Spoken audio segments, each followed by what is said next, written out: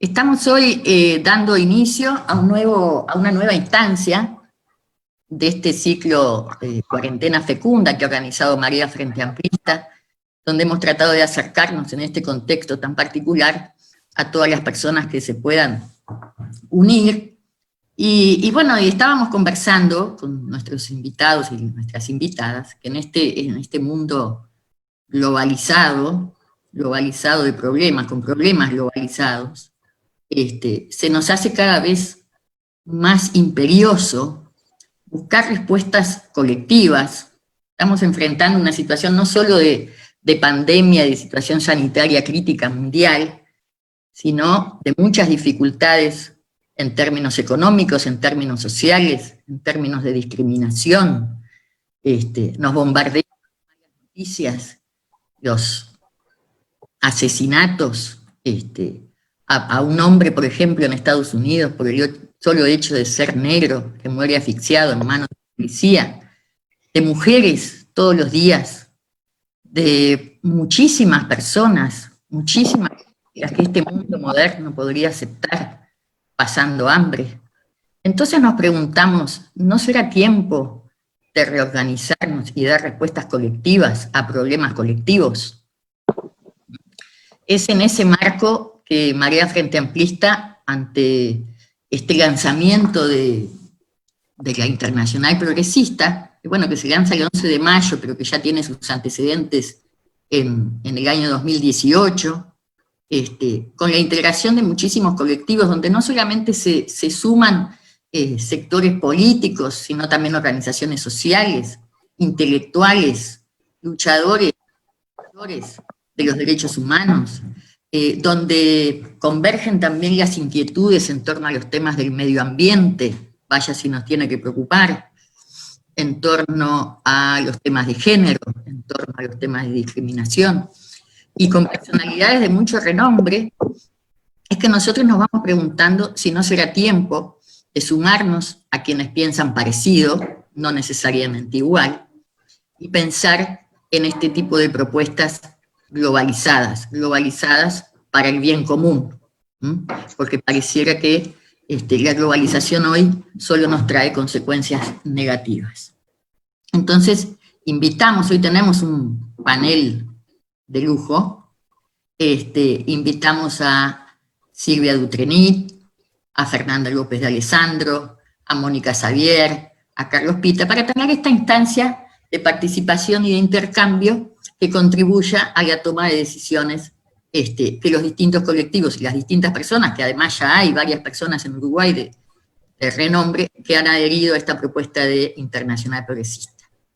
Déjenme decirles que antes de presentarlos, y ahí sí me voy a permitir leer porque no quiero omitir nada de lo destacado que pueda tener que decir de nuestras invitadas. Vamos a funcionar hoy en una modalidad de participación de 15 minutos cada uno, luego vamos a tener un tiempo para preguntas, y luego de esas preguntas y de lo que puedan recoger los ponentes y las ponentes, tenemos 5 minutos más para cada uno de ustedes para que puedan redondear y cerrar esta actividad. ¿Sí? ¿Estaríamos de acuerdo?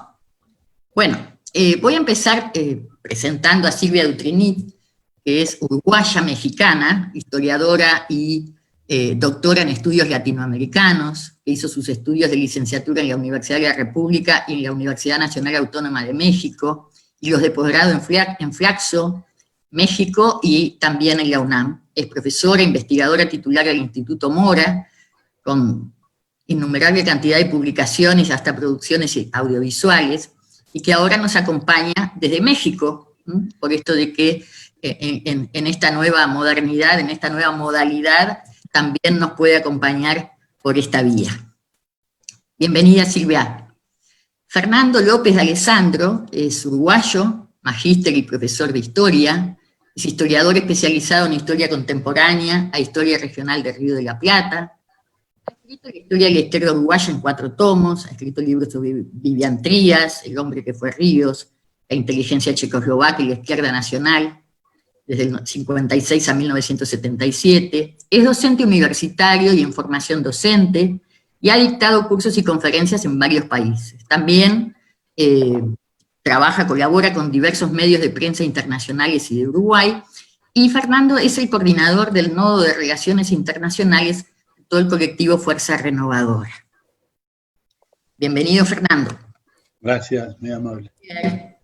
A quien todos conocemos mucho también, amiga, médica cardióloga, militante socialista, senadora del Frente Amplio por el Partido Socialista desde el año 2000 al año 2020, presidenta de nuestro Frente Amplio desde el 2012 al 2015 y secretaria general del Partido Socialista desde el 2016 al 2019. Hola, Mónica. Hola a todas. Médico y diplomado en Relaciones Internacionales en la Universidad Alberto Hurtado de Chile. Carlos fue legislador durante 20 años. En ese rol fue miembro de la Comisión de Asuntos Internacionales de la Cámara de Representantes y presidente de la misma en el año 2001. Fue miembro del Parlatino, miembro de la Unión Interparlamentaria Mundial y fue también embajador uruguayo en Estados Unidos, en España y en Chile. Presentado entonces nuestro gran panel, me gustaría ahora pasar a Silvia con sus 15 minutos. Los demás nos vamos a mantener ahora en silencio para que los ruidos externos no nos interrumpan. Y te dejamos, Silvia, con estas enormes dudas y pocas respuestas, quizás. Exactamente. Gracias, Fernanda. Hola a todas y a todos los que nos escuchan, a los compañeros que acompañan en esta mesa. Bueno, es un gusto desde México este acercamiento virtual, y debo decir que bueno, hablar de México o desde México es hablar desde un mirador muy interesante, desde el punto de vista regional y global, sin lugar a dudas. Yo más que respuestas tengo preguntas, tengo provocaciones, en todo caso. Estamos en un territorio que es la bisagra entre América Latina y Estados Unidos, y el norte, así que por demás interesante. La convocatoria a pensar sobre la iniciativa progresista debería incluir no solo que conversamos en época de pandemia, sino que estamos en las circunstancias de la pandemia. Y creo que la pandemia no solo está dejando repercusiones, sino que está promoviendo, ante la incertidumbre de lo que se pueda prolongar, muchas repercusiones sobre el desarrollo en el futuro inmediato, local, regional, global. En lo político, en lo social, en lo económico. Es decir, sería un elemento más para el análisis que valdría la pena en algún momento para las propuestas, no estoy hablando de esta mesa, estoy hablando en general, que hay que considerar. Cuando se originó y se creó la Internacional Progresista todavía no estábamos en esto. Pero bueno, aquí en México estamos todavía en el quédate en tu casa desde marzo, y parece que el 27 de junio podría venir el pico más importante, así que imagínense.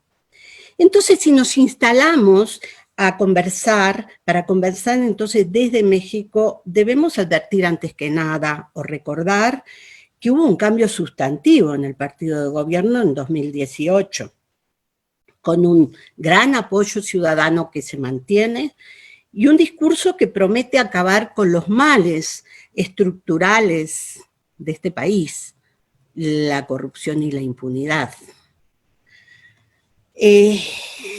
A mí me gustaría remarcar como 3 aspectos centrales que tienen que ver con el sur, pero también con el norte, tienen que ver con América Latina, pero también tienen que ver con el mundo. Sur y norte pensando en nuestra región y en las Américas, pero también sur y norte pensando en un aspecto más, en una interpretación más global. Y estos 3 aspectos para mí se imponen para ponderar hasta dónde el progresismo es interrogado e interpelado hoy, cuando pensamos nomás en México, porque también hay una experiencia de hoy, llamada progresismo, transformismo, en fin. Entonces, creo que los aspectos que voy a destacar a manera de titulares nomás sirven para pensar México, América Latina y el mundo en muchos casos. Uno de esos aspectos es pensar a México como algún otro país, pero México esencialmente como país de tránsito de migraciones, como país de residencia para migrantes, como país de expulsor también. Y que ha sido afectado desde el año pasado de manera muy fuerte por medidas erráticas y no claras del gobierno, digamos, del progresismo instalado desde finales del 18. Me explico. La relación con Estados Unidos está vinculada al tema arancelario, al TEMEC, y ha venido una situación en la cual el territorio se ha constituido como un espacio de contención nacional de la migración centroamericana, de la migración caribeña, de la migración africana, digamos, respectivamente de acuerdo al volumen, pero también de la migración sudamericana, sin duda. Ello significa que se vive en un ambiente de violación de distintos derechos, como el del libre tránsito y el de las condiciones de una vida digna. Tanto en el norte como en el sur mexicano, se han generado con mayor énfasis espacios de aglomeración de migrantes y de mayor crecimiento de vulnerabilidades. Y pese a que desde 2011-2012, estoy hablando de hace muchos años, hubo cambio en la legislación en derechos humanos, en la migración que tiene que ver, en la legislación que tiene que ver con políticas migratorias, que permitieron algo muy importante, y es caracterizar al migrante, no criminalizarlo, sino ponerlo en todo caso como un migrante irregular y no ilegal. Eso fue un paso importante, ¿sí?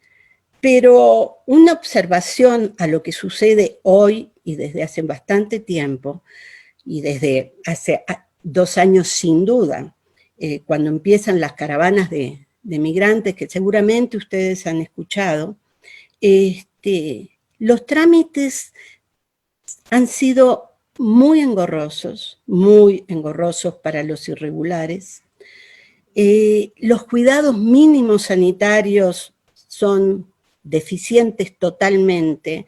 El enlentecimiento burocrático para poder procesar las solicitudes ha conducido a situaciones extremas, ni qué decir hoy en medio de la pandemia. Miles de migrantes deambulan por distintas ciudades de este gran territorio. En particular, sin duda, en la zona norte del país y en la zona sur. Y producen escenas, diría yo, que interpelan las medidas que se están aplicando desde al menos 1 año y tanto en que podemos considerar un cambio hacia un gobiernos progresistas. Si bien se ha puesto en práctica algunos procedimientos como visa humanitaria, visa temporal, propuestas de trabajo para los megaproyectos del presidente, nada de esto, dicen los propios actores migrantes, como los especialistas que trabajan el tema, nada de esto ha sido suficiente, más bien por momentos irreal y en todo caso fugaz. ¿Qué significa esto en tiempos de COVID? Que como decía al inicio cuando arranqué, y hago un paréntesis, avísame si me paso, yo dije que iba a hablar menos de 15 minutos, avísame, me levantás la bandera, ¿no? Diga que te voy a avisar. Amarilla. ¿Qué significa en casos de COVID, en situación de COVID, con fronteras cerradas, con extensión de los contagios y en condiciones de extremo insalubres? Estamos hablando de miles y decenas de miles de personas. Se ha incrementado aún más lo que se vive entonces en términos globales de xenofobia, de racismo, de criminalización. Problemas compartidos y acentuados, como se decía hoy al inicio, en algunas geografías de manera realmente extrema. Y entonces uno de los cuestionamientos y retos de gobiernos que buscan caracterizarse como progresistas es dónde se ponen los énfasis, por ejemplo, ante estas situaciones. Y salto a otra situación, que es de México, pero que no es solo de México, y pienso que es algo que trasciende y vuelvo a lo local, a lo regional, a los problemas globales, pero sin lugar a dudas a los problemas regionales. El segundo aspecto, como decía, que toda propuesta progresista debe contemplar es la relación con el pasado reciente, con un pasado cargado de crímenes de lesa humanidad, en que se deben generar instrumentos efectivos para esclarecer los hechos, para promover procedimientos en la justicia y reparar a las víctimas, e insisto, instrumentos y procedimientos efectivos. Aunque yo diría, no es que en México, con un gobierno distinto desde finales del 2018, insisto en esto, y no es cuestionamiento, es simplemente plantear problemas, se han implementado medidas eficientes en algunos casos para estas situaciones extremas, realmente en condiciones y en situaciones, vuelvo a reiterar, ahora sí como la mexicana, en donde los desaparecidos se cuentan por decenas de miles, en donde mientras hablamos posiblemente esté sucediendo una desaparición más, aún en condiciones de pandemia. Diría, las medidas que se están aplicando desde el nuevo gobierno con aspiraciones de cambio no han sido eficientes. Y no me refiero a las desapariciones de los años 70, que se cuentan por cientos y hasta algún mil. Me refiero a las más cercanas, a algo mundialmente o globalmente conocido como son los normalistas, los 43 normalistas. Nosotros, esto sucedió en 2014, llevamos 1 año y medio de gobierno de la Cuarta Transformación. No hay esclarecimiento. Parecería que poco ayuda a lo que siempre se criticó de gobiernos anteriores, el silencio de las Fuerzas Armadas, en particular del Ejército, institución que hoy es reivindicada y es reforzada en el discurso y en la práctica del gobierno federal.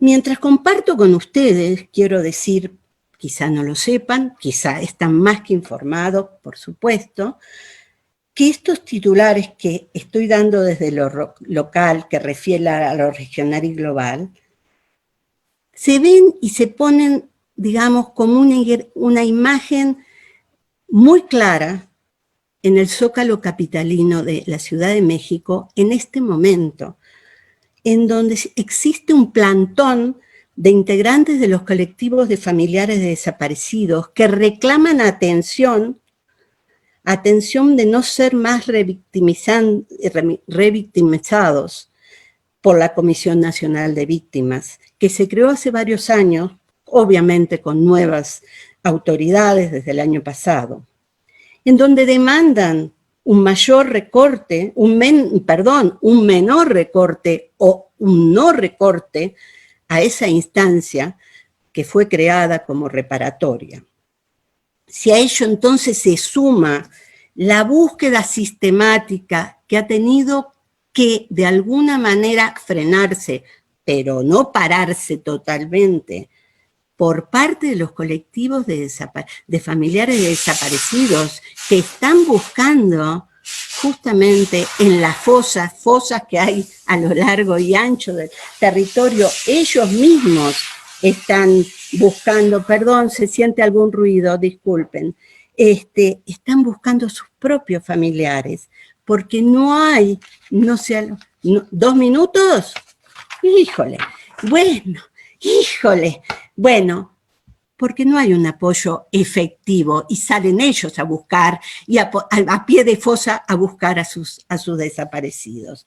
En fin, los gobiernos progresistas o que pretenden ser deben incluir programas transformadores en temas cruciales y que se adapten a las circunstancias y a veces dejando de lado otros programas que pudieron ser y proyectos esenciales de la campaña política. Una última cosa. Naturalmente las condiciones en medio de pandemia son tremendas y se han agudizado los problemas. Dejo para el final, y no es menos importante, ya se hablaba al inicio, no sé si cuando estábamos en vivo o no, el gran tema de la violencia de género y de la violencia intrafamiliar. Aquí se ha anunciado y se ha denunciado por todos lados, por los grupos, por las propias mujeres, en fin, pero desde el micrófono del gobierno federal se ignora y se dice que no es así.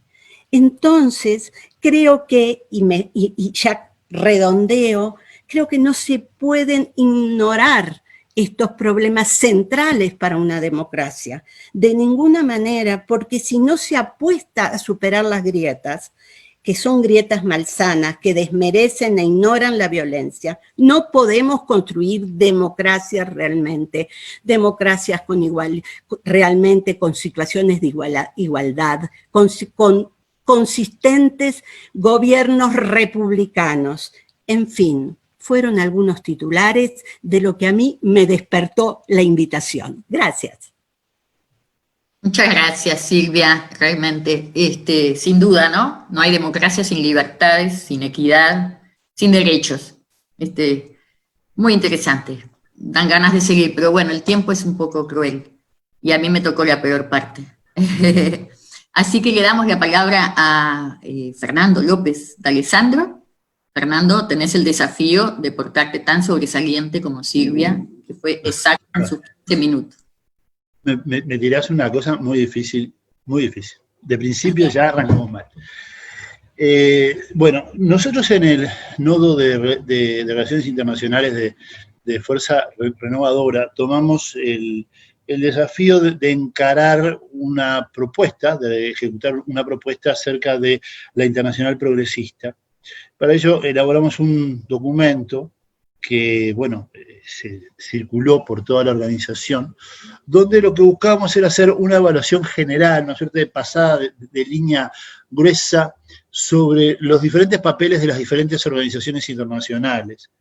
Y allí enumerábamos todos los hechos más importantes y los análisis más puntuales desde la primera internacional, la segunda, la tercera, pasando por la internacional socialista de la segunda posguerra, pasando por las quiebras de la internacional socialista, lo que fue la alternativa socialista actual, el Foro de San Pablo, haciendo una evaluación de, bueno, sus roles, sus aciertos, sus errores, sus límites, las razones por las que surgía, para ver cómo nos parábamos en el escenario internacional con el objetivo de encarar la evaluación acerca de si participar o no en la construcción de la Internacional Progresista.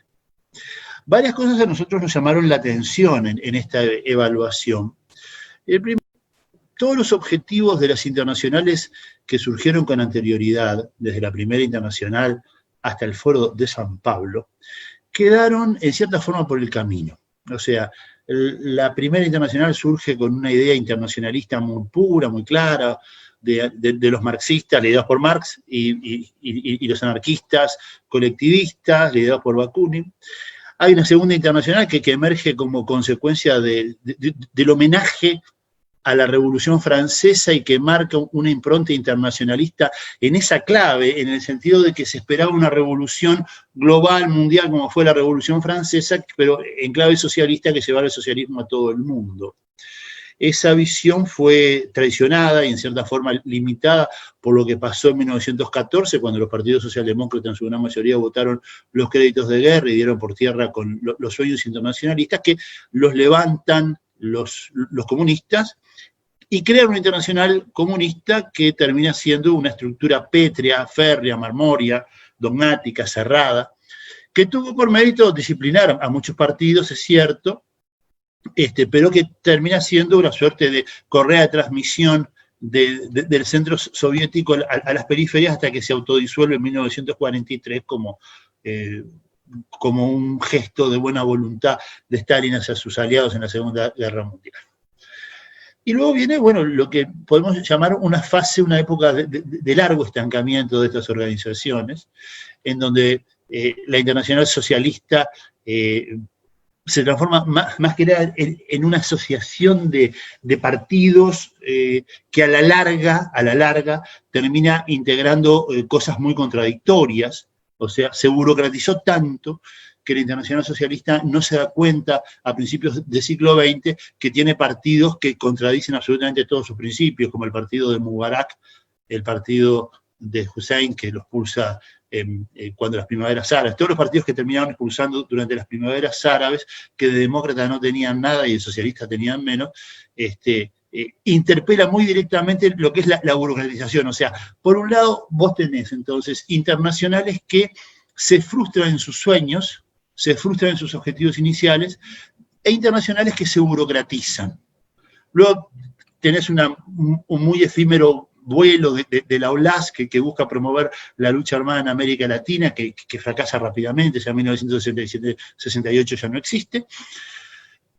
Y finalmente, luego de la caída del muro de Berlín, aparece la gran esperanza en estos procesos, que fue el Foro de San Pablo. O sea, un foro promovido básicamente por el PP, con un gran respaldo de Cuba, que buscaban unir a la izquierda en ese gran momento de desorientación que fue la caída del comunismo, la caída del muro de Berlín y el ascenso fulgurante del consenso de Washington y de todas las políticas neoliberales, que termina, bueno, en la creación de un espacio muy, muy fresco, muy plural, muy abierto, muy democrático, que poco a poco va entrando en un proceso de rigideces y de dogmatización, en opinión nuestra. Yo creo que hay un quiebre en el Foro de San Pablo, que fue el Foro de San Pablo que se realizó en Buenos Aires durante el gobierno de Néstor Kirchner, cuando se toma una decisión política central, que fue no analizar más y no criticar más la caída del comunismo. Creo que eso fue un error, fue una actitud negacionista por parte del Foro de San Pablo. Muchos nos opusimos a ellos, otros lo aceptaron. Fue un pedido especial de los partidos comunistas, ¿no?, al respecto. Y ahí yo creo que se cometió el primer error de negacionismo, que poco a poco empieza a transformar el Foro de San Pablo en un lugar rígido, con una propuesta cada vez más dogmática, más árida, más a contracorriente, más cerrada, que termina, en mi opinión, con el cuestionamiento durísimo y, vamos a decirlo claramente, el maltrato del Foro de San Pablo a los socialistas chilenos, y luego en el Foro de San Pablo que se realiza el último año de vida de Chávez en Caracas, con la expulsión del Partido Socialista Argentino del grupo de trabajo del Foro. En opinión de nosotros, bueno, esos son dos blasones, son tres puntos claves que llevan al Foro de San Pablo a un proceso de dogmatización, a un proceso de cerramiento, a un proceso, casi me atrevo a decir, anacrónico de lo que debe ser una organización internacional. Poco más, o sea, poco más. Y cuando vos ves el panorama de estas organizaciones internacionales interpartidarias, el panorama, digamos, los escenarios son bastante preocupantes y son desoladores por momentos, ¿no? O sea, y en este proceso surge esto, la Internacional Progresista. La propuesta es entusiasmante, pero, como decimos en Uruguay, cuando uno ve la leche, cuando uno se quemó con leche, cuando ve la vaca llora. Entonces, pensamos la manera, la forma de, recogiendo las experiencias anteriores, por eso es el documento que elaboramos en Fuerza Renovadora, recogiendo las experiencias anteriores, proyectar algo que sea viable, ¿no? Hay muchas cosas que son entusiasmantes. La primera, la afiliación de personas, o sea, las internacionales y los organismos internacionales que hubo antes y después de la Segunda Guerra Mundial afiliaban partidos, entonces mucha gente que tenía muchas cosas para aportar, y que tienen muchas cosas para aportar, quedan huérfanas de aporte internacional y de soporte internacional en donde plantear sus opciones y sus decires y sus pensamientos. Eso ya es muy entusiasmante. Lo otro es que la Internacional Progresista convoca a medios de prensa alternativos. Y eso es muy importante al día de hoy, por lo que vamos a ver luego acerca del rol que cumple la Internacional Progresista, que debería cumplir la Internacional Progresista. Y un tercer punto, que es lo más llamativo, en mi opinión, es que cuando uno ve todo el proceso histórico de las internacionales, desde 1865, cuando se funda la primera, hasta el Foro de San Pablo, esta es la primera convocatoria que se realiza pensando en combatir a la derecha. Y yo quiero ser claro en esto. Ninguna internacional nacen para hacer la revolución, nacen para hacer el cambio social, nacen para promover un cambio humanista, pero acá surge y la Internacional Progresista surge y tiene un punto central en el frenar el avance de la derecha. Y eso implica un desafío. El primer desafío es entender lo que está pasando con la derecha en el mundo.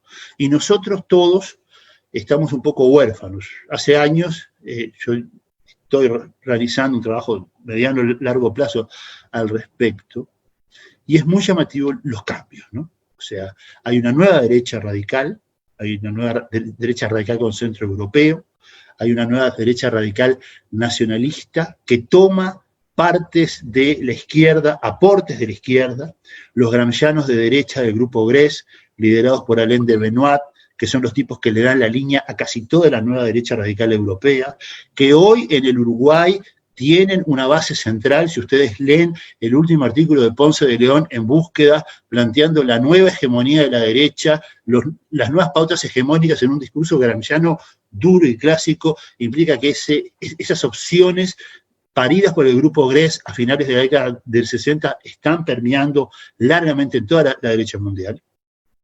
Y con un agregado más.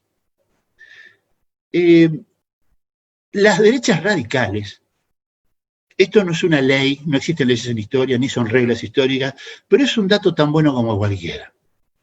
Cuando en el mundo se dan los momentos de peor distribución de la riqueza, o sea, de mayor concentración de la riqueza en menos manos, es el momento en que las derechas radicales suben en su incidencia política en todo el mundo. Cuando la distribución de la riqueza aumenta de manera exponencial y se tiene una situación social de equilibrio, las derechas radicales bajan en todo el mundo. Hoy estamos, según Piketty, en un momento clave, en donde estamos en el mayor momento de concentración de riqueza desde antes de la Primera Guerra Mundial. Estamos casi llegando al nivel de concentración de la riqueza que teníamos en la Primera Guerra Mundial y en el peor momento de distribución de riqueza. Y es el momento en que la derecha viene ascendiendo aceleradamente. Y una derecha radical, ideologizada, con una visión no fascista, no corporativista, pero sí jerárquica, sí violenta, y con las cosas muy claras de lo que quiere hacer. Hoy en América Latina, yo acabo de recibir hoy los informes de CEPAL sobre el impacto económico del COVID y el impacto social del COVID, salió hoy, lo acabo de leer. Y hay dos datos para América Latina que son terribles, ¿no? Va a haber una retracción de la actividad económica del 5,3%, para Uruguay va a ser del 4,2%, y va a haber un incremento de 30 millones de pobres en todo el continente. De esto no salimos solos. Voy a decir una obviedad y disculpen que caigan en esas obviedades tan... Pero a veces las obviedades hay que subrayarlas por obvias, porque nos olvidamos porque están ahí.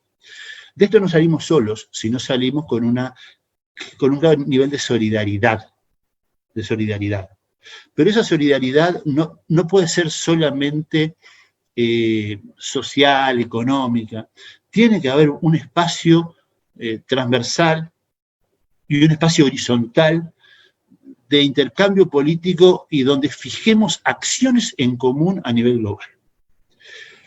Yo soy optimista, siempre fui optimista por naturaleza, si no, no estaría metido en la militancia. Si sos pesimista, no te metes en estas cosas. y creo que la internacional implica un grado de optimismo. La globalización nos permite esto que estamos haciendo. Nunca estuvimos tan cerca del mundo todos como ahora. Nunca estuvimos tan posibilitados de estructurar organizaciones internacionales con propuestas proactivas y con propuestas horizontales y con intercambios enriquecedores para mejorar el mundo hasta allí donde podamos. Nosotros vamos a hacer propuestas, tenemos propuestas al respecto, y creo que la Internacional Progresista cumple esa función. Y como está por hacerse, tenemos todo para hacerla en un sentido progresista y en un sentido más positivo que las organizaciones que existieron hasta ahora. Ahora sí. Bueno, sobresaliente, con felicitaciones por todo, el contenido, el tiempo. Muy bien, muchas gracias, Fernando. Sí, muchos desafíos. Me deja un poco golpeado, pero también con ánimo para andar. Mónica, sería tu turno. Muy bien. Yo quiero decir que en principio me parece que hay que poner el foco en los problemas de nuestra región. Nosotros no tenemos denominadores comunes en la interpretación, vamos a quedar diluidos en organizaciones internacionales. Bueno, está de más confesar el internacionalismo al que adhiero, ¿verdad? Por supuesto. Pero capaz que no tengo el grado de optimismo de Fernando con relación a las organizaciones. O por lo pronto, tengo más cautela con relación a los organismos internacionales y al peso que logra tener nuestra región en los. Tenemos algunos problemas que nos hacen necesariamente mejorar el nivel de integración de nuestra región en términos políticos, en términos de unidad, de un espectro amplio, no solo izquierda, sino algunos sectores progresistas, no se definan necesariamente socialistas o comunistas. Y me parece que eso es clave para insertarse en un organismo internacional sin sucumbir en él. Nuestro principal problema es la desigualdad. Latinoamérica, atravesada por esa desigualdad, que los gobiernos progresistas habíamos logrado mínimamente mitigar y que necesariamente con los gobiernos de derecha el retroceso fue aún más vertiginoso de lo que pensábamos, tiene por ello una serie de dificultades en donde me parece clave que nosotros entendamos, sin ser esquemáticos ni antidialécticos, pensar que primero tenemos que juntarnos en la región para después juntarnos en el mundo, pero sí tener una plataforma más clara de la que hemos tenido hasta el momento. Yo comparto el análisis que hace Fernando con las caracterizaciones, no incluye a la Alianza Progresista. Y la Alianza Progresista surge de todos los partidos cansados de la burocratización y algunos posicionamientos y algunas integraciones complejas en la Internacional Socialista, hace, con la hegemonía del Partido Socialdemócrata Alemán, sin lugar a dudas, que cuando esto surge tenía otras expectativas que se vieron frustradas electoralmente, mucho más de lo que ellos hubieran imaginado, y que tiene, bueno, el tema de que por estar tratando de no ser o de no correr riesgos de burocratización, se maneja como una red, lo cual da también limitaciones en la capacidad de respuesta que pueda tener en particular en lo regional. Pero creo que también en la región hay otro grupo que habría que nombrar, que es el Grupo de Puebla, exclusivamente integrado por individualidades. Yo creo que hay un límite, lo integro, pero creo que hay un límite en ese tipo de organizaciones, más allá de la eficacia que se puede tener en función de que allí se encuentran muchos personajes, personalidades de la región, expresidentes, lo cual cualquier manifestación de ese grupo tiene un peso y una llegada que muchas veces los sectores políticos no logramos tener. No obstante, señalaría en un apartado la izquierda latinoamericana, el progresismo latinoamericano ha tenido un exceso de encomendamiento a las personalidades y los proyectos y las organizaciones, lo colectivo ha quedado en un segundo plano frente a la fortaleza que han tenido indiscutiblemente muchos de los líderes que trascendieron fronteras. En nuestro país también tenemos, uno piensa en el conocimiento y reconocimiento que hay de Pepe en el mundo y a veces se sorprende de los recónditos lugares donde es conocido nuestro expresidente en este caso. Pero quiero volver a algo que decía Silvia. Bueno, ¿cuáles son nuestros problemas? ¿Cuáles son nuestras demandas? Tenemos que tener muy claro para saber si donde vamos, las mismas pueden ser captadas en su complejidad, en su dificultad, porque el tema de la desigualdad, y esto de ser el continente de distribución más desigual de la riqueza, sin lugar a dudas, uno no logra ese lamentable mérito si no tiene estas brechas tan importantes que existen en nuestra región. Y yo creo que además, valoración autocrítica que la izquierda y el progresismo latinoamericano todavía no lo escucho con nitidez, en el momento en que prácticamente una década coincidió de gobiernos con esa caracterización, no logramos levantar la mira y avanzar más en la integración de la región. Es cierto, UNASUR, desde mi punto de vista, fue excepcional, fue muy bueno, se siente la ausencia de UNASUR y en esta crisis de la pandemia, sin duda que también, pero se siente cada vez que tenemos una amenaza democrática. ¿Y cuánto cuesta hacer eso y qué rápido se tira por parte de determinados sectores de la derecha regional? Pero bueno, creo que de todas formas debimos haber mejorado mucho más ese nivel que tenemos escasamente de inclusión y de desarrollo regional.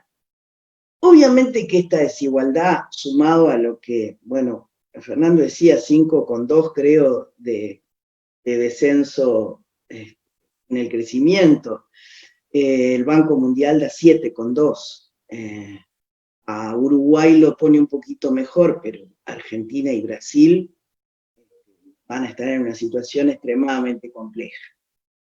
Y claro, todo lo que significa eso en nuestra enorme masa de personas con precariedad en el empleo, aquellos que lo tienen y también enorme porcentaje de desempleo. La afectación de eso en nuestros jóvenes, en hombres y mujeres.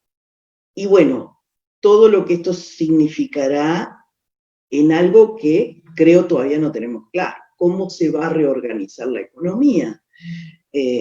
Estos líderes negacionistas, proteccionistas, nacionalistas, en contra de de muchas de las cosas que generó la globalización, van a lograr captar para sus países nuevamente el desarrollo y las inversiones y la producción.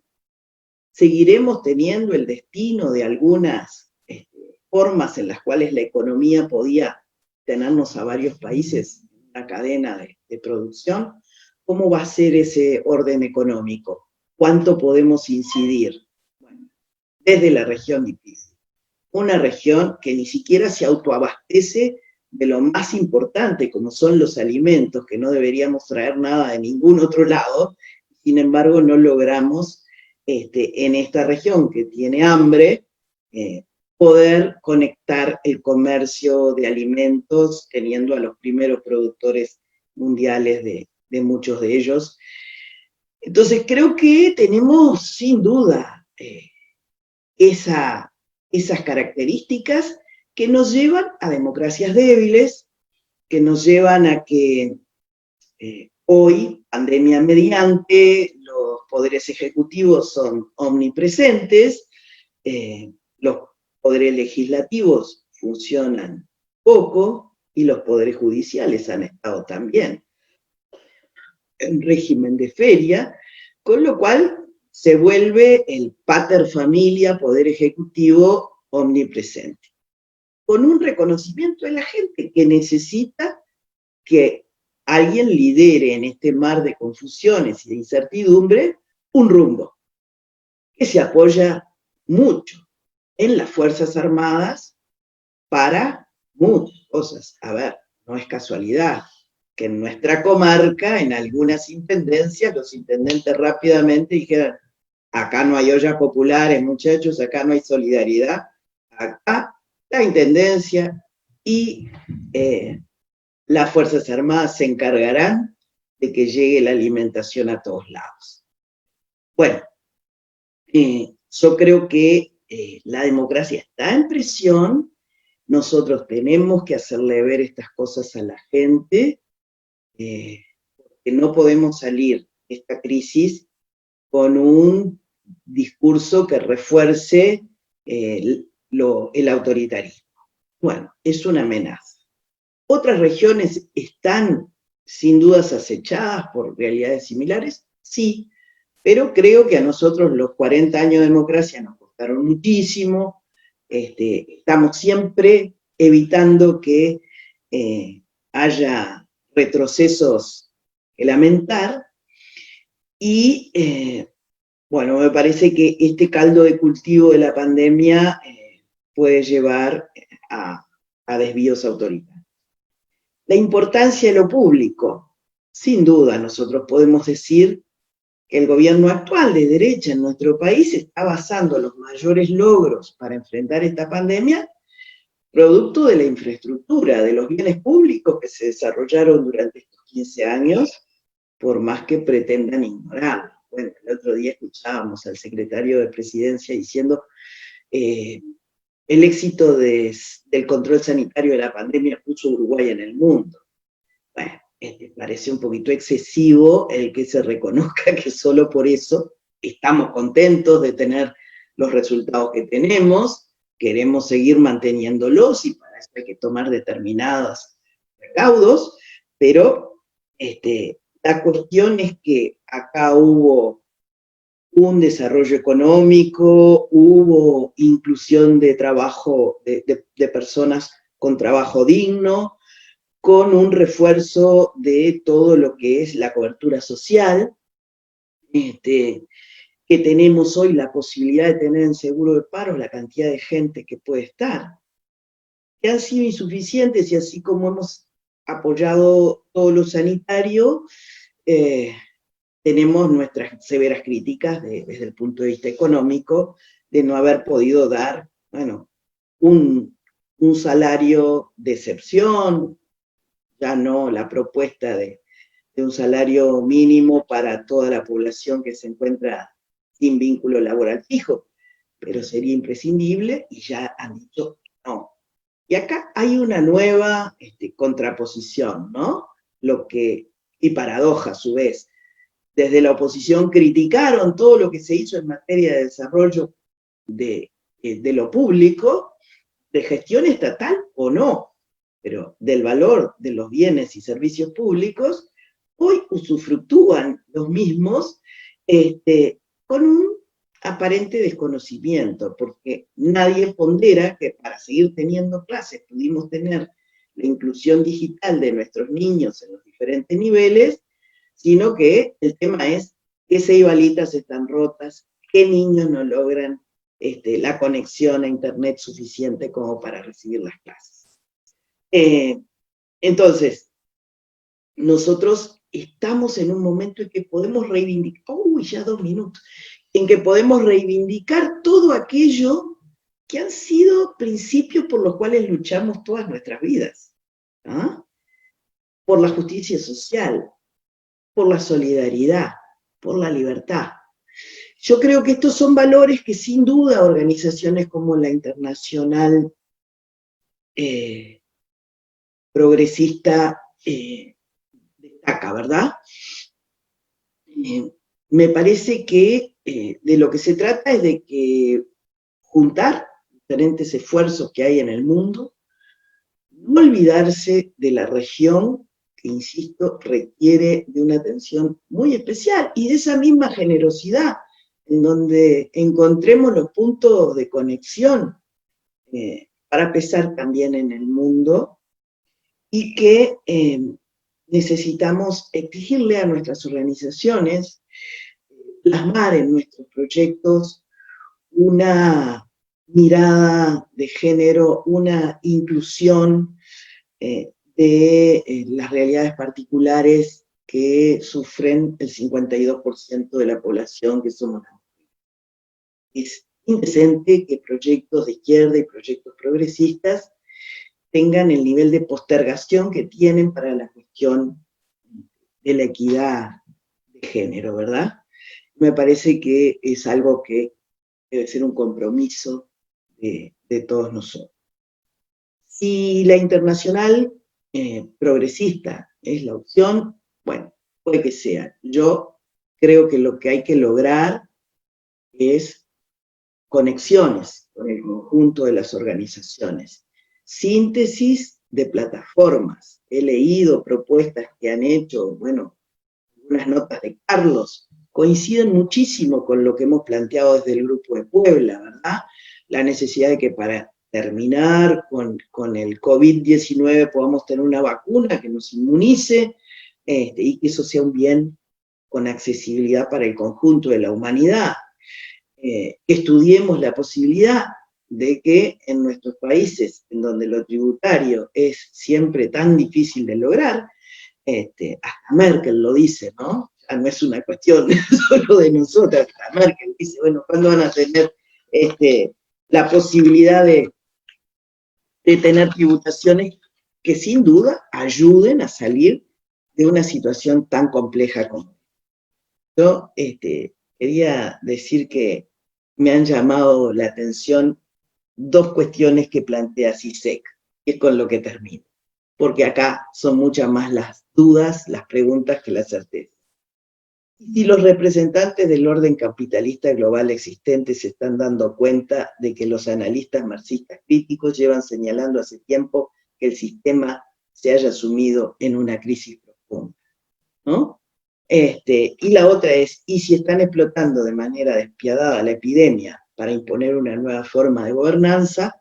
Bueno, son todas hipótesis, hay que tenerlas arriba de la mesa, y lo que hay que trabajar es con los más caros principios que hemos trabajado siempre para mejorar la condición de vida de la gente. Gracias. Gracias a ti, Mónica. Bueno, sin duda se van como entrelazando temas, ¿verdad? Esto justamente por eso nos convoca al intercambio. Acá atravesamos también lo que estamos viviendo cada uno de los países, sobre todo en esta región. También lo planteaba Silvia desde México. En fin, muchas dudas, mucho para debatir. En ese sentido es que también les pedimos a quienes están siguiendo por Facebook que nos acerquen, que nos transmitan sus preguntas por escrito, comentarios, sin temor, para también contribuir a este intercambio y al enriquecimiento conjunto, ¿sí? Así que a animarse y a mandar preguntas sin miedo. Bueno, Carlos, tus 15 minutos finalizando esta primera etapa, antes de las preguntas. Con mucho gusto, una alegría poder estar charlando con ustedes y con los amigos y amigas que nos están viendo. Yo quería hacer, Fernanda y amigas y amigos, un relato breve de las circunstancias del mundo, desde mi punto de vista. Yo había hecho un artículo que me habían solicitado unos amigos a fines del 19 sobre qué pasaba en el 2020. Lejos estaba de mí tener la mínima idea de que iba a haber una pandemia. Y allí hacía un análisis recolectando opiniones de los principales analistas y de los centros de estudios económicos, sobre todo, y políticos, muy sombrío de las perspectivas del 2020. Estaban casi todos estos centros y estos economistas pronosticando una recesión igual o peor a la del 2008, a la de la crisis de Lehman Brothers y del grupo Enron. Seguramente se acuerdan los amigos que están viéndonos. Eso se basaba en una cantidad de razones que explicaban con detalle que el mundo se encaminaba hacia otra gran recesión. Simultáneamente, para el 2020, venía a culminar una sucesión de años de una carrera armamentista como no se recuerda desde el fin de la Guerra Fría antigua. Ahora vamos a ver por qué digo antigua. Los casi 700.000 millones de dólares de presupuesto a lo que llegó declarados, formales. Donald Trump, cuando asumió el gobierno, su primer presupuesto, digamos, significaron, bueno, una cosa extraordinaria, ¿no? El volumen de por sí ya lo habla. Pero Rusia terminó de desarrollar este año el misil intercontinental más moderno y poderoso de la historia, reconocido por las potencias occidentales. Estas lo denominan Satán II. Es capaz de destruir toda la costa este, por ejemplo, de Estados Unidos con 2 misiles. ¿Sí? Y que tiene una tecnología indetectable, aparentemente, con una forma de vuelo rasante, con una cantidad de técnicas. A eso se le agrega una guerra comercial que inicia Trump con China. China venía siendo la locomotora de la economía del mundo, creciendo a cifras de 2 dígitos. Me acuerdo cuando nosotros empezamos a salir de la crisis que se empezó en el gobierno de Jorge Valle con el ministro Bención, rebotamos fuerte para arriba en el 2005 cuando la China crecía al 12%. La guerra comercial afectó y afecta severamente a la China. Trump, con su política neoproteccionista, que afecta a todo el mundo, pero en particular a la China, y su objetivo es la China, y le está pegando a Europa también mucho, genera otro problema, y es que esa China locomotora ralentizó su crecimiento, enlenteció su crecimiento económico, que puede tener 2 consecuencias. Una, hacia el mundo. Ya no hay una locomotora capaz de tirar la misma cantidad de vagones que hace unos años, hace 10, 12 años. O por lo menos no con la misma carga, porque estaba creciendo un poquito por encima del 6, y este año se dice que va a crecer bastante menos que eso. Y la segunda consecuencia puede ser interna, porque la China viene sosteniendo una especie de paz social interna, a pesar de su régimen político de partido único, porque tiene una movilidad social ascendente e interrumpida desde hace 25 años. Entonces va incorporando decenas de millones de personas a los niveles de consumo de una clase media normal, digamos, promedio. Y eso puede llegar a pararse y empezar a generarse problemas. Por otro lado, el armamentismo ha significado que el incremento del poder militar de Estados Unidos, de Rusia, haya sido acompañado por un enorme crecimiento del poder militar de China y una alianza estratégica entre China y Rusia hace que las condiciones del mundo hoy estén configurando una nueva Guerra Fría, digamos, entre el decadente Estados Unidos, o sea, Estados Unidos sigue siendo la primera potencia militar y científico-técnica del mundo, pero ya no es la nación hegemónica absoluta de la década del 90 después de la caída del muro de Berlín. Ya no es la nación indispensable que Madeleine Albright, la embajadora de Estados Unidos en la década de los 90 en el gobierno de Clinton, en la ONU, hablaba, y ahora las cosas se producen viendo cómo han pasado acontecimientos como la retirada de Estados Unidos de Afganistán, la retirada de Estados Unidos de Irak, los líos en el norte de África, en donde hoy, de las múltiples tribus que había en el Líbano, que las tenía contenidas Gaddafi, después que lo derrotaron, entraron todas en una guerra intestina compleja de entender. Ahora hay dos grandes bloques, uno de ellos liderado por Turquía, por Erdogan. O sea, hay potencias que son parte de la OTAN, que tienen influencia en regiones donde antes nadie se metía si no era con el permiso de Estados Unidos y de la OTAN. Ni que hablar de Irán y su capacidad de resistir el tremendo bloqueo que le está aplicando Estados Unidos. Hay entonces una situación de novedades, de incertidumbre. Yo le decía a Dutrenita antes de que empezáramos formalmente esto, que a mí me parece que hay muchas incertidumbres. No creo que haya destino para el neoproteccionismo.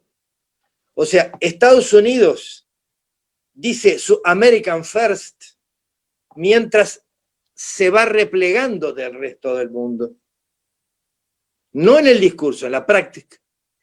Y se abroquela, para desgracia nuestra, en América. América primera no es solo América, Estados Unidos, o América y México, o América y Canadá, o lo que venga. No, es Latinoamérica y el Caribe.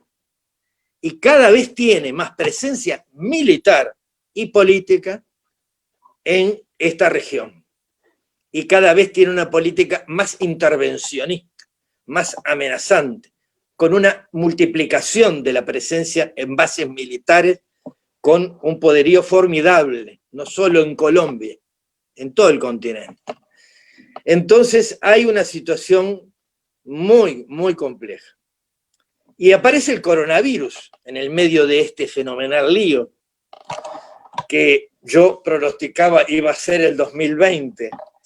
Y esta pandemia genera una situación que desnuda la enorme fragilidad de Estados Unidos en primer término como sociedad, una ausencia de un sistema de salud con accesibilidad para los sectores más vulnerables. Estoy hablando de más de 100 millones de personas en Estados Unidos que no tienen acceso a un sistema de salud digno, como sí lo tienen los uruguayos. Para darnos una idea, el porcentaje de muertos en Estados Unidos, que es el país que tiene más muertos del mundo por el coronavirus, por el COVID-19, de latinos y de afrodescendientes, es grotescamente desmesurado. Siendo el porcentaje que son de la población, son muchísimo más grande el porcentaje de muertos y de infectados que de población. Es una situación que hasta explica a qué nivel llega la discriminación, el racismo, la desigualdad y la humillación de estos sectores con todas las explosiones y manifestaciones que han habido hasta el momento por parte del pueblo estadounidense en general, con participación de todo el mundo, ¿no? Y Europa con y acá termino mi análisis de la descripción y dejo planteado mi adhesión total, a diferencia de Mónica, a esta idea de la internacional progresista. La Unión Europea, ya muy debilitada por distintos factores, con el nacimiento, como dijo Fernando muy bien, de sectores ultraderechistas, algunos de ellos en el gobierno, y xenófobos, y misóginos, y racistas, y antiinmigrantes, tiene una situación que hace que su propia relación con Estados Unidos, la alianza transatlántica, que siempre fue la alianza estratégica por naturaleza de la Unión Europea, de la Europa, siempre fue de la Europa occidental y cristiana, la hayan puesto ahora con el liderazgo alemán en un suspenso, a la espera de ver qué pasa en noviembre. Si es reelecto Trump o si gana Biden, para poder definir una relación transatlántica sobre bases que puedan ser proyectadas hacia el futuro. Porque ven las enormes dificultades que le genera la actitud de Trump. Yo sinceramente creo que de esto no se sale solos. La pobreza, la miseria, la indigencia, la desigualdad van a incrementarse en términos brutales en el mundo entero. No es en América Latina, es en América Latina, es en Estados Unidos, es en Europa, es en África, es en Asia. No veamos solo nuestra región, veamos el mundo como está. Son muy, muy graves las circunstancias por las que atraviesa el mundo. Y un esfuerzo cooperativo que sustituya o pretenda sustituir, pero hay que ponerse un objetivo, que promueva una globalización cooperativa y solidaria, ¿sí? Frente a la globalización neoliberal radical del capitalismo salvaje, que es el que hegemoniza el mundo actualmente, es una necesidad. Y acá dejo el título de los 5 minutos que me van a quedar para decir algo. Yo propuse la vacuna para la humanidad, un fondo de reconstrucción mundial financiado por las grandes fortunas de las corporaciones multibillonarias que tienen todos sus activos en paraísos fiscales, que es un plan Marshall del siglo XXI para la reconstrucción, para darle a los estados capacidad para que tengan fondos para la inversión pública, para generar trabajo y para, mientras que genera trabajo, para dar rentas mínimas individuales como está haciendo España, o la renta básica provisoria como la que proponemos nosotros, por ejemplo, y un impuesto sanitario pandémico o un corona tax o un COVID-19 tax. Dejo esto para desarrollarlo en los 5 minutos que vienen. Y quiero que esto se lleve por uruguayos, no te puedo decir el nombre porque quedo muy sectario, por algún uruguayo por lo menos,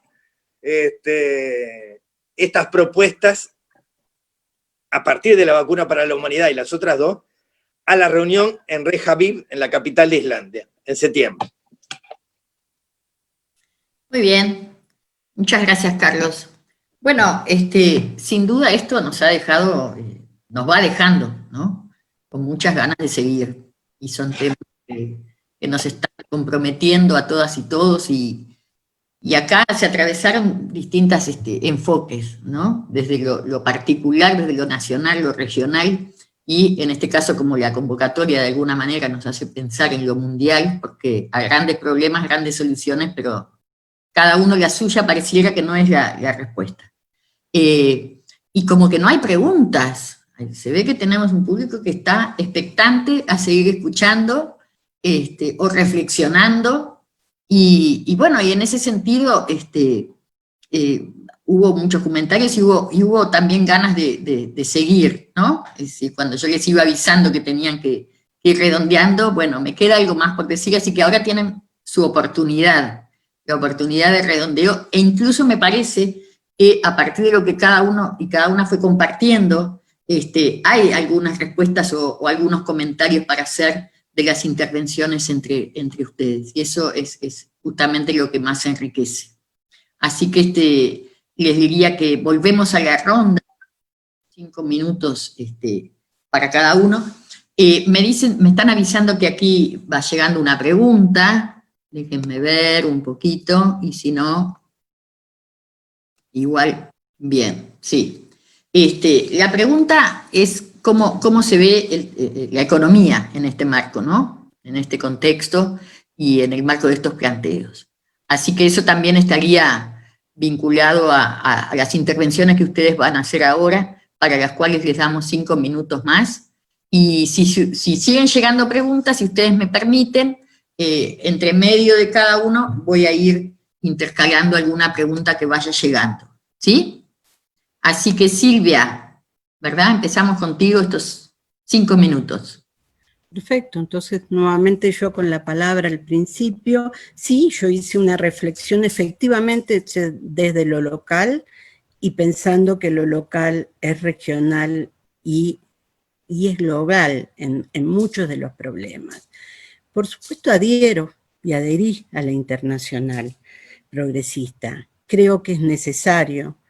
Claro que por supuesto soy consciente del recorrido que hizo Fernando y al cual abonó también Mónica, llegando a lo de Puebla, de los fracasos que se han dado, otros no fracasos, en un mundo distinto y atravesado por la pandemia. Yo lo dije desde el principio, estamos en una situación que no podemos obviar qué repercusiones va a tener en lo inmediato, y en lo inmediato también. Si hablamos yo no soy economista, pero creo que este punto va a ser central, la recuperación de las economías nacionales, regionales, a partir de esto. Si yo lo pienso en países como México, y por eso hago insisto en esta comparación desde el norte latinoamericano, en un país en donde hay un 50-60% de trabajadores informales, en donde no existe el seguro de paro, en donde las empresas tuvieron que cerrar, excepto restaurantes que mantienen delivery, hospitales y demás, y gasolineras, estaciones de servicio, para hablar en lenguaje uruguayo, se podrán imaginar que pensar en la reconstrucción va a ser muy complicado. Lo que yo quise proponer desde una situación distinta a la del Uruguay, Uruguay va cerrando un ciclo de 15 años de gobiernos del Frente Amplio y empieza un nuevo gobierno de la derecha, sin lugar a dudas. En cambio, en México pasamos de eternos gobiernos de la derecha, nacionalistas, con distintos matices, a un gobierno que busca la cuarta transformación mexicana con un lenguaje progresista, inclusivo y de primero los pobres. Quise marcar los problemas que debe considerar también esta internacional progresista, los problemas que debemos considerar, al menos desde América Latina, que son problemas eje, neurales, centrales en nuestras sociedades, porque el tema de los derechos y los distintos derechos es muy importante tenerlo presente. No hay democracia que se sostenga si se violan o no se respetan los distintos derechos. Y por otro lado, tener presente que la situación, no de la pandemia, que viene de antes, los países del sur también están recibiendo desde hace muchos años a los migrantes. El tema de la xenofobia está presente en nuestras sociedades, incluso en las más igualitarias. No estoy pensando en la mexicana. Entonces, xenofobia, racismo, violencia de género, violencia intrafamiliar, son temas centrales que debe estar en la agenda de esta iniciativa progresista, sí o sí. Yo dejo por acá y que sigan mis compañeros. Muy bien, muchas gracias, Silvia. Bueno, les cuento que van llegando, ahora se van perdiendo la timidez. ¿Es creíble un cambio progresista en América Latina del tipo uruguayo, que sea duradero sin un Estados Unidos progresista, o al menos no agresivo? Esa es una de las preguntas que nos llega. Y una segunda pregunta: ¿qué hacer con los temas globales que movilizan a millones? La revolución tecnológica y la desigualdad, el gran acuerdo verde para un mundo sustentable y el papel de la mujer en el siglo XXI. Esos serían los grandes postulados de una coordinación internacional democrática y progresista, según la persona que comenta. ¿Qué opinión les merece? Bueno, no había preguntas, pero ahora llegaron polentosas. Así que le estaría tocando a Fernando. Sí. Mira, ¿cómo se ve la economía, no? O sea, mal. Es simple, bien claro, mal. Muy mal. Vamos a pasar momentos críticos y no sabemos por cuánto tiempo. Sí hay dos cuestiones a tener en cuenta que para mí son centrales en este proceso. La primera, el ejemplo europeo, ¿no? Europa está creando un fondo común de ayuda, de asistencia, una suerte de plan Marshall, pero que no viene de afuera, sino que se genera con los propios fondos europeos. En el entendido, cuando termine la pandemia, va a haber que inyectar mucho dinero a las actividades económicas.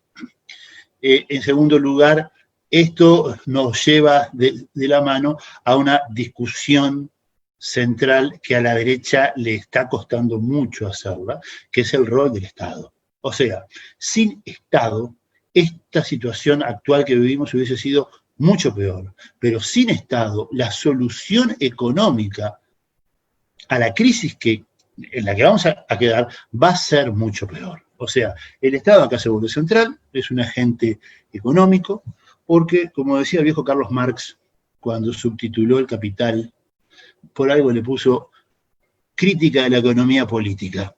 La economía es economía, pero es política. Y las decisiones económicas son, antes que nada, políticas. Y nosotros hacemos de la política un centro de nuestras actividades porque sabemos eso, consideramos eso como una verdad. O sea, la economía es política. En primer lugar, eso, para trazar una línea de lo que debería ser también para América Latina. Sobre el cambio progresista, yo creo que la izquierda nos merecemos, desde hace ya mucho tiempo, una discusión profunda de un conjunto de aspectos. Algunos los planteó Carlitos recién en su intervención, tan interesante, y su propuesta tan interesante, que nosotros acompañamos y promovemos. La izquierda necesita una discusión profunda acerca de sus rumbos, ¿no? Nosotros somos de los que creemos que hemos estado muy entrampados en una visión de cambios sociales con agentes, y los agentes del cambio no han sido lo que esperábamos, no cumplieron los roles históricos que se les trazaron hace muchos años, hace ya más de un siglo, y que tenemos que buscar nuevas propuestas y nuevos agentes de cambio para llegar a metas sociales sostenibles. En ese sentido, el cambio progresista que planteaba una de las preguntas implica, primero, hacer nuestras y posicionarnos en la revolución tecnológica. Acá el tema no es solo tecnológico, es económico. El saber y el conocimiento es la nueva fuerza productiva, es hace tiempo la nueva fuerza productiva. Hablando en términos clásicos, ha cambiado la composición orgánica del trabajo y pasamos de la fuerza motora a la fuerza del pensamiento. El conocer, el saber, es la parte central de la composición orgánica del trabajo, y por lo tanto la ciencia y la tecnología es ya, hace ya mucho tiempo, muchas décadas, una fuerza productiva central. Ahora, un cambio progresista implica también una concepción humanista que se rescata del pasado, de ese pasado del que hablamos, de las internacionales desde 1865 hasta ahora. Nosotros siempre decimos que renovar no es renegar. Nosotros no renegamos de nuestro pasado, lo recogemos, no renegamos de él, pero renovamos pensando en el hacia adelante, en una nueva agenda de derechos. Y allí lo ecológico juega un papel central. O sea, la agenda verde y la agenda de derechos de cuarta generación, de derechos de género. Yo por cuestiones familiares tengo respecto del tema de género una impronta demasiado fuerte y demasiado importante como para dejarla de lado.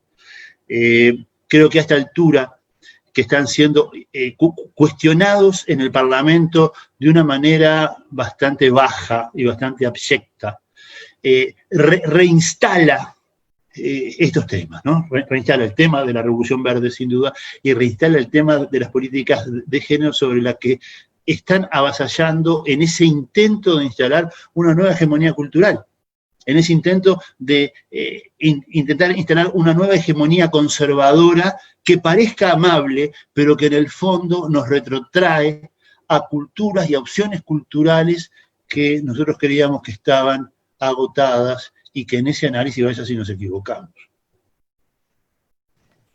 Muy bien, muchas gracias, Fernando. Hay un comentario que me gustaría compartir con ustedes que invita a una reflexión, pues a pesar de que ya algunos intervinieron.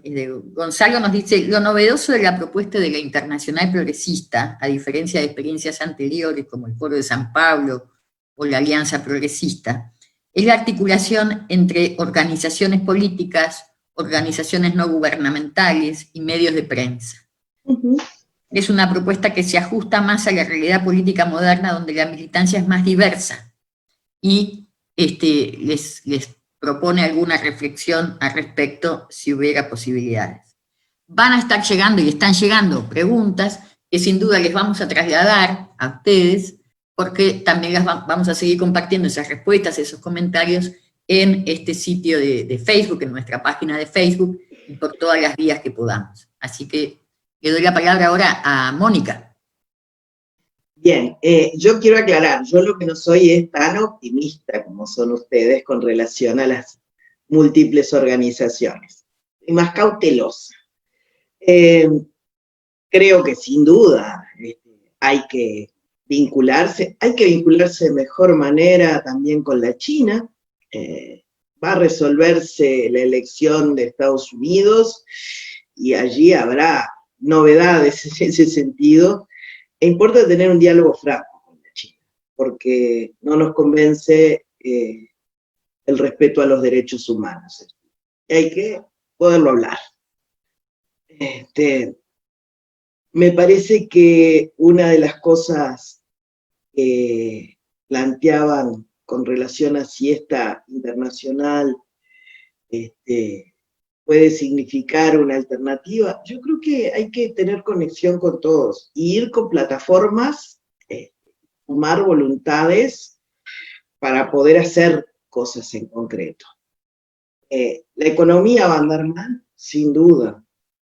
100 días de gobierno aumentaron el desempleo, es cierto, la pandemia, es cierto, ya veníamos con desempleo, pero pérdida real del salario, consecuencias sobre las jubilaciones, suba de tarifas públicas, aumento del IVA en las tarjetas, aumento de la inflación y retracción de la cobertura social, porque bueno, si vamos a darle al servicio de cuidado, al sistema de cuidados o no, aunque ampliemos un poquito las canales. Entonces, no hay nada nuevo, ¿no? Es la derecha que llegó al gobierno. Me parece que nosotros tenemos que poder levantar estas políticas que son universales, con énfasis particulares, a los cuales dejó muy claro nuestro gobierno que lo que le importa son políticas focales. A ver, cada conferencia de prensa era un anuncio chiquitito para un grupito chiquitito.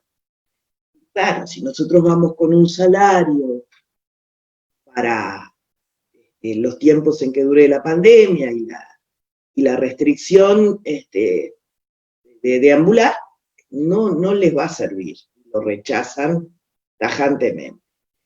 La economía 4.0, sí, yo creo que Uruguay está en mejores condiciones de poder decir, a ver, demos un salto en este tema.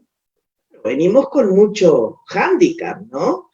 Esto que pudimos hacer con los investigadores y desarrollar un poco fue insuficiente, somos conscientes. Ahora, lo primero que hubo fue recorte para la investigación en nuestro país y no entender nada de por dónde va el mundo. ¿Ah? Y la región puede, si pone los objetivos correctos, ¿no? Si seguimos invirtiendo en armamento, no. Porque Rusia estará haciendo eso, pero nuestros países también tienen un porcentaje de inversión en defensa que no se justifica en absoluto. Entonces, para nosotros es una realidad que creo que tenemos que defender y avanzar sustantivamente. Para otros países de la región es un espejismo la revolución 4.0. ¿Ah? No, necesitan otras cosas y sin duda después de esto van a necesitar mucho más. Yo creo que nosotros construimos autopistas para el desarrollo que son muy importantes y que tenemos que seguir poniendo en ellos recursos, inteligencia, estimular a los jóvenes también para que puedan acompañar ese proceso. Y bueno, sin duda que en materia de género ya me referí, creo que eran los 3 temas que había. Muchas gracias, Mónica. Bueno, sería el turno de Carlos para ir terminando. Y ya les digo, han llegado varios comentarios también de preocupación frente a la realidad que estamos viviendo, frente al retroceso en materia de lo que puede ser mantenimiento de derechos, y les vamos a hacer llegar todo eso porque no queremos quitarles el tiempo de exposición a ustedes, pero tampoco dejar a tantas personas que están interesadas y participando en este momento. Carlos, te doy tus 5 minutos, ¿te parece bien? Bueno, Fernanda, un segundo para una pregunta que quedó ahí boyando. ¿Estados Unidos malo o Estados Unidos bueno? ¿American bad o American good? Como hace el CSI de Miami. Yo tenía una discusión con un compañero del Frente, con más de un compañero del Frente. Yo estuve como embajador en Estados Unidos en la época de Obama. Y en la época de Obama, Obama normalizó las relaciones con Cuba. Pensemos lo que está pasando hoy. En la época de Obama se quiso cerrar Guantánamo. Pensemos en lo que está pasando hoy. En la época de Obama se apoyó decididamente el proceso de paz en Colombia. Decididamente el proceso de paz en Colombia. Miremos lo que está pasando hoy. O sea que no es lo mismo, siendo el imperio aún en fin de ciclo, con Trump o con Obama, no es lo mismo. En eso, de alguna manera, creo que hay que esperar a ver qué pasa en noviembre. Con respecto a lo otro, nosotros necesitamos, frente a la situación que se está gestando ya, pero que va a ir creciendo de pobreza, de miseria y de marginación en todo el mundo y en el continente, de un fondo de reconstrucción para fortalecer a los estados frente a los mercados y que tengan capacidad de poder hacer inversión pública para generar trabajo, para dinamizar la economía. No van a ser los grandes capitales los que dinamicen las economías. Eso no es así. y mucho menos en periodos de crisis. Eso es una ilusión. Y tenemos que levantar esa bandera. Y si tenemos un foro como este, en Islandia, donde tenés una cantidad de personalidades, donde está la Fundación Sanders, donde está el Movimiento Verde Ecologista de Izquierda, donde está la Unión Paneuropeísta Progresista. Cuando tenemos además en la Unión Europea a una Angela Merkel, que a esta altura yo no sé si llamarla conservadora Angela Merkel, porque no es la misma Angela Merkel que empezó en la primera gestión. Ahora Angela Merkel es la que está impulsando el fondo común que decía Fernando. Ahora, dame la mire, compañera, Angela Merkel. Ojalá, en lugar del fascista de Bolsonaro, tuviéramos a una Angela Merkel en Brasil, por Dios. Por Dios. Entonces, o por las virtudes del mundo para los no creyentes. Yo creo que hay que meterle para adelante. Y si levantamos consignas viables, la vacuna de dominio público es razonable. Yo no estoy diciendo robársela al laboratorio que la desarrolle. No, estoy diciendo, comprémoslas entre todo el mundo, generemos en la Organización Mundial de la Salud una entidad que desarrolle la cadena de valor para producir la cantidad necesaria de vacunas que el mundo precise, y démosle la distribución a un órgano dependiente de las Naciones Unidas para que la distribución sea justa para los lugares donde más se necesita. Si no, vamos al muere. En ese sentido, la vacuna, los sectores pobres de África o de la India, la van a tener el día del arquero la vacuna. ¿Me entienden lo que estoy diciendo? Eso es una consigna. En lugar de que la gente salga a asaltar supermercados, a saquear y a romper vidrieras y a romper todo, darle una consigna por la cual luchar, un fondo de reconstrucción a nivel global, una vacuna de dominio público para que todos los que la necesitan la tengan, la puedan tener, revitalizar el multilateralismo activo, cooperativo y solidario, que para eso, entre comillas, fue creado después de la Segunda Guerra Mundial. Después tuvo 1500 deformaciones y defectos, y tiene defectos de todo tipo, pero debemos trabajar en eso y buscar la forma de una suerte de Tobin Tax, pero los economistas se acuerdan de eso y nosotros nos acordamos de eso. Capaz que los oyentes también se acuerdan. Después de la crisis del 2008, Angela Merkel levantó el tema de la Tobin Tax. ¿Recuerdan? No se la llevaron, no hubo nadie que la apoyara, pero era un impuesto a las transferencias interbancarias. Hay sectores, los sectores más dominantes de la economía mundial, no pagan nada, no ponen nada para el desarrollo de los países de donde sacan las fortunas que se guardan. Te estás pasando de tiempo. Y ahí termino. Son consignas activas a lanzar para que nuestro pueblo tenga capacidad de movilización en torno a cosas constructivas de una nueva realidad y no a romper todo. Bueno, muy bien, muchas gracias. Bueno, la verdad que tengo que agradecerles profundamente y dejarlas comprometidas para seguir esto, ¿no?